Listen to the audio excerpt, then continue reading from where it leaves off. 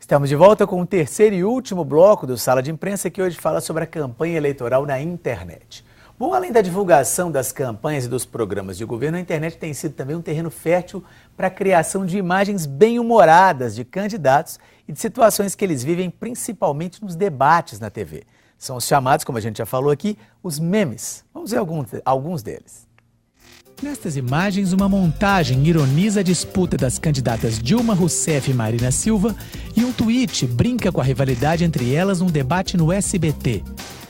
Pegando carona no debate da emissora de Silvio Santos, esta outra imagem mostra os três principais candidatos na busca pelo voto, como se estivessem num conhecido programa de TV. Nesse meme, uma montagem com balões ironiza os candidatos presentes ao debate da TV Bandeirantes. Nesse outro, a brincadeira é com a semelhança de ideias entre dois candidatos no debate da TV Record. Montagens bem-humoradas com imagens de diversos candidatos se espalharam pela internet. E também frases ditas na campanha ganharam novo sentido e viraram febre nas redes sociais. Pois é, a gente vê a gente teria outros inúmeros exemplos de como é que o humor está tomando conta da campanha política. Aí a pergunta que eu faço é, isso é positivo? Isso dá uma aliviada, isso dá uma tranquilizada? Ou eventualmente isso pode ser, vamos dizer assim, colocado como uma ridicularização dos candidatos? Como candidatos e eleitores devem lidar com isso? Vamos começar com a Priscila agora. Priscila, como é que você vê? Você está aí sorridente, achando engraçado, e aí? Mas para quem trabalha com isso, né? Para a pessoa que faz a campanha, que faz tudo tão certinho, chega lá, ridiculariza o candidato dele ali. Como fazer? Fernanda, eu falei, acho que foi no primeiro bloco, se não me engano, que o meme é uma charge feita por quem não necessariamente sabe desenhar. Né? Então, na verdade, é o seguinte, por mais inocente que pareça ser a piada, existe uma crítica ali. Né? Não é só a piada pela piada. Então, voltando a lembrar do caso do Aécio, o segredo é não ir contra a maré, não brigar, é levar no bom humor mesmo, tentar contornar, neutralizar o efeito negativo dessa charge, porque senão acaba criando o efeito reverso. Né? O humor, ele realmente tem uma capacidade de criar um bom capital social, mas também é necessária habilidade para lidar com isso. Nem sempre, né? Nem sempre a piada por brincadeira. Às vezes há uma crítica pesada ali e que vai passar um preconceito ou uma mentira para frente, vai fazer com que aquilo se torne uma verdade. Uhum. Eu acho que essas coisas não tem muito regulação. Eu acho que enquanto criatividade é interessante, enquanto também questionar, a política está sendo muito questionada. A política, as instituições, elas estão sendo muito abaladas, são muito questionadas. É uma forma de desabafo. Agora, pode surgir, a Priscila pontuou bem, alguma coisa de preconceito e alguma coisa de um humor muito dirigido para denegrir a imagem do adversário. O que é difícil é perceber isso, mas que algumas coisas fazem parte do imaginário e da criatividade brasileiro, não tem como censurar e não tem como regular. Eu acho válido. Tem que deixar acontecer e ver caso a caso, vamos dizer assim, né? Os debates são muito chatos, isso aí é um alívio, porque esses debates do jeito que estão, eles são muito engessados, muito chatos. Eu acho que alguns são verdadeiros soníferos. Aquilo dá sono, não sei se alguém muda de voto com aquilo, não sei, a não ser o assessor e nós jornalistas que assiste aquilo, na boa. Mas eu vejo como positivo, né? Porque o humor é uma forma de se atrair também as pessoas de maneira mais leve. E ao lado da desconstrução das imagens, das reputações, que também prospera muito dentro da internet, quer dizer, é a oportunidade também de você atrair esse internauta e convidá-lo a participar do seu mundo e das suas informações. Quer dizer, eu acho que é positivo nesse sentido. É uma maneira de você abrir uma janela diferente, né? Até porque para você entender a piada, você tem que saber o que aconteceu no debate. Então, quem não assistiu vai correr atrás. Peraí, mas ele falou isso em qual contexto? Por que ele falou isso? De onde está vindo essa piada? Então, é uma forma também dos eleitores correrem um pouco atrás da informação também. Né? Há um humor que exige informação, exige conhecimento. O outro vamos dizer, aquele humor pastelão, que ele vai ridicularizar atributo físico, vai partir para o racismo, vai partir para preconceitos de qualquer ordem. Há de existir esse filtro. Mas alguns, pontuou bem a Priscila, chamam atenção aí, parece que exige um pouco de informação da pessoa e vai naquele espírito crítico. É interessante porque esse é o espírito brasileiro mesmo. Sempre existiu esse tipo de coisa. Seja, queria registrar aqui, sempre existiu brincadeira, sempre existiu boato em política. Eles ganharam dimensão com as novas tecnologias. Ganharam sempre se ridicularizou. Né? Outro dia, na época da morte do Eduardo Campos, se falou muito, mas estão abusando da morte. Quando teve o acidente com o Ulisses Guimarães, surgiram N piadas, só que ficavam restritas à mesa de boteco, àquelas pessoas ali. A internet, as redes sociais ampliaram, felizmente ou infelizmente, esse tipo de coisa. Agora, pois é, você pode ficar à vontade. Tem que tomar muito cuidado com isso. Por exemplo, a Marina, ela tentou fazer uma brincadeira, num vídeo que ela divulgou, ela se comparou a um mosquito e a Dilma seria, Carapanã e um mangangá. E a Dilma seria um mangangá, que é um zangão gordo de ferroada potente. Era uma piada, você vê que foi um comentário infeliz na Marina, assim, uma frase que ela não deveria ter falado de jeito nenhum, ainda mais agora que qualquer pessoa pode fazer um vídeo e colocar no YouTube, né? Então foi um comentário infeliz que repercutiu mal, era uma piada, mas soou como um preconceito, uma cobrança estética, uma avaliação ruim da presidente Dilma. Daí surgiram várias cartas de pessoas acima do peso para a Marina, dizendo que não gostaram da comparação, que foi infeliz e que há um preconceito com pessoas gordas. Então, soou péssimo. Ou seja, qualquer coisinha pode ser levada tanto para um lado como para outro. E é interessante como uma coisa que, em tese, pode parecer simples, ganha uma dimensão enorme sem que se possa saber, né? É porque as redes deram voz às minorias que eram apagadas na mídia tradicional, há um tempo atrás e tudo. Essa época as pessoas fazem muita crítica ao chamado politicamente correto. É porque as minorias, as pessoas que eram ridicularizadas, as pessoas que eram vitimizadas, discriminadas, têm voz. Hoje elas têm condição de, pelo menos, manifestar a sua indignação. Não é que não pode falar disso, não pode falar de negro, não pode falar de homossexual. Não é por aí, é porque essas pessoas hoje podem se defender. E elas se unem, né? Elas têm mais capacidade de identificar uma pessoa que pensa igual ali na rede, né? Não há distanciamento físico, então elas conseguem se mobilizar melhor.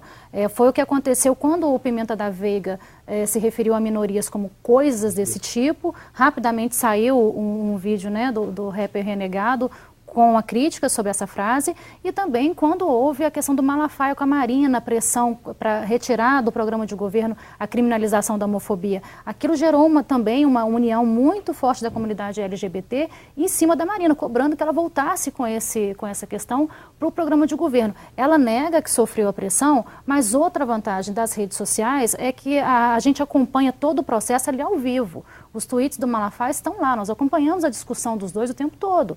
Então não há como negar que isso tenha acontecido. Por mais que ela fale isso é boato, isso é mentira, não foi assim que aconteceu, está ali, qualquer um pode ver. Não, Marina, isso aconteceu, e agora? O que você vai fazer diante disso?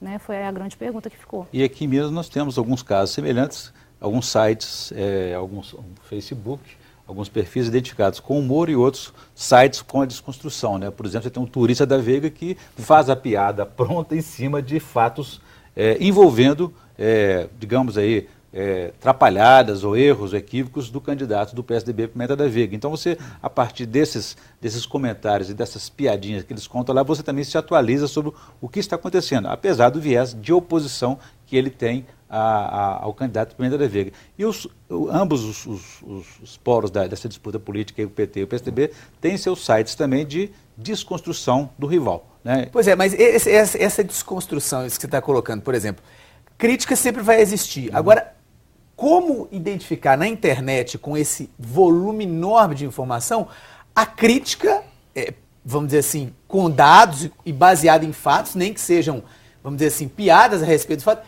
e o boato por si só, e a mentira, e aí, vamos dizer assim, para o eleitor que não é tão envolvido, quer dizer, a gente está falando aqui de um eleitor que costuma estar mais dentro das redes sociais, mas para aquele que entra de vez em quando, que quer ter a internet como fonte de informação, fica difícil saber o que é verdade, o que não é, o que é boato, o que não é.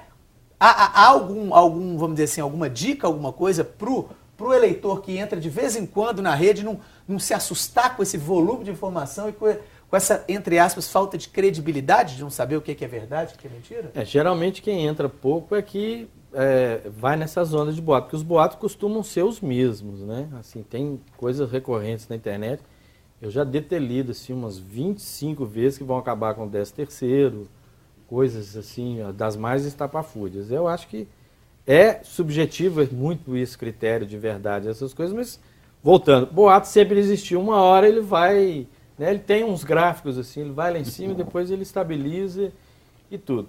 No que não se pode fazer é censurar.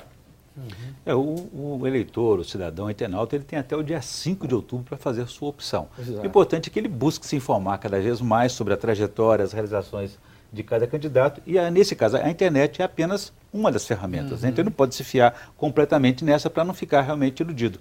Existe aquela outra máxima que se diz que sobre a mentira, né? E que ela é muito presente antes de uma campanha eleitoral, durante uma guerra e depois de uma pescaria. Então é importante que aquele interlocutor, que aquele internauta, que aquele cidadão, aquele eleitor busque confirmar se realmente aquele dourado tinha 200 quilos, tinha aquele tamanho todo, ou não, buscar um meio de informar. Talvez buscando informações nos jornais, em outros meios de comunicação de informação, e também onde ele possa realmente se atualizar. O mais importante é ter vontade de correr atrás da informação correta. Porque o trabalho para você acessar uma piada no Facebook é o mesmo de você entrar no site do candidato e verificar essa informação lá. Ou até mandar uma pergunta para ele, candidato, estão dizendo isso, é verdade? É por aí?